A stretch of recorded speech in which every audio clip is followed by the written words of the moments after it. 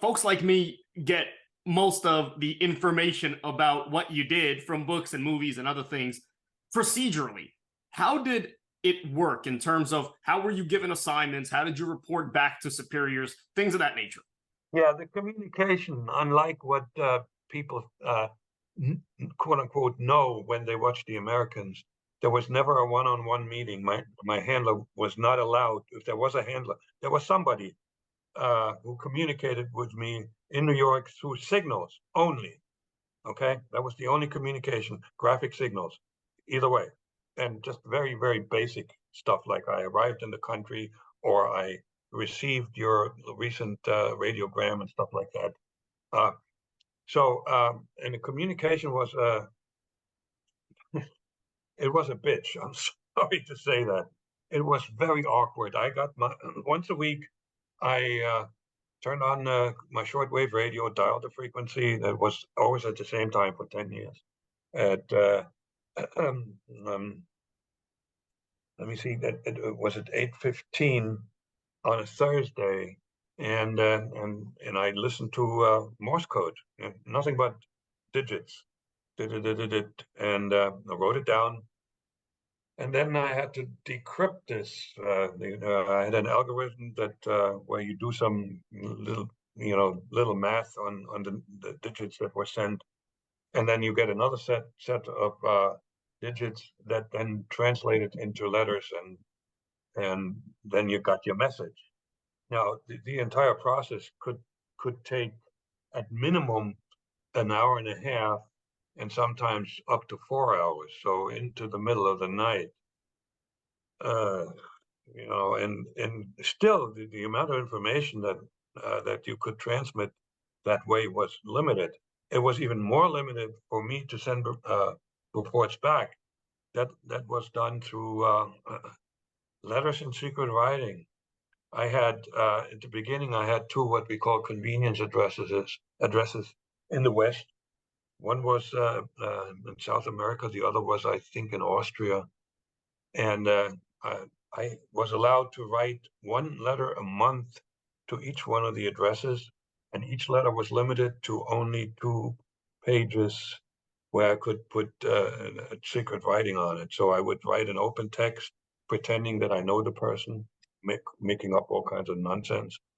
And then I had a contact paper that was used to put with invisible text, that secret writing, on top of the open text. And then I would have to go on a surveillance detection route to make sure that nobody saw me put an envelope in a mailbox, and that took 3 hours. So typically one letter took away at least half of my Saturday, if not more. And then this letter would go to per email to the addressee, who then got in touch with his handler in that particular country, handed him the letter, which went into a diplomatic pouch. Then it wound up in Moscow. It would be the text would the papers would be developed. I once saw an example of what the developed text looked like. It was readable, but pretty rough. So you can imagine that the communication cycle was it was asynchronous, that required me to make all important decisions that had to be made within a week or even a month myself. Couldn't ask anybody, and thank God, because if I asked them, they would have given me like information based on ignorance, because what they thought they knew, they didn't know. The folks that were ignorant, and the worst part of ignorance is when you don't know what you don't know. And they thought they knew because they had spent time in the United States under diplomatic cover, and so they had interacted with Americans. They knew how to go to a restaurant and order a meal and all this stuff, but they didn't know what it meant to be an American. They didn't know the first thing. They never had to apply for a job, right? They actually didn't go to hotels because they had like in the north of Manhattan. It's what's it called? You know, but you remember when you go northern part of Manhattan, there was a Soviet facility where they all lived, and then they commuted to the UN or wherever the embassy.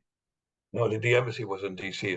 They commuted to the UN fundamentally. So anyway, bottom line is communication was really awkward. Occasionally, when I had a lot more information that I wanted to transmit, and that happened only about 3-4 times, I would write it down, take pictures of the writing, and put the undeveloped cartridge into a container that I made out of plaster of Paris to make it look like a stone, and dumped it someplace in a park in what we call a dead drop operation.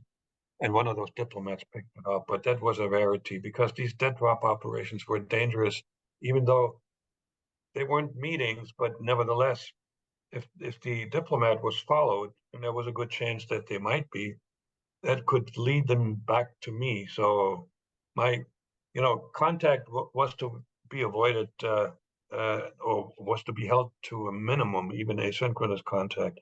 And in third countries, that was not a problem. I always met people in other countries on my way. I traveled back and forth between the Soviet Union and the U.S. 5 times every 2 years. And I always went through a third country where I would meet somebody to give me a passport that I could use to fly into Moscow. It was, everything was just, the KGB was really good keeping things as secure as possible, particularly for a high-risk operation like mine.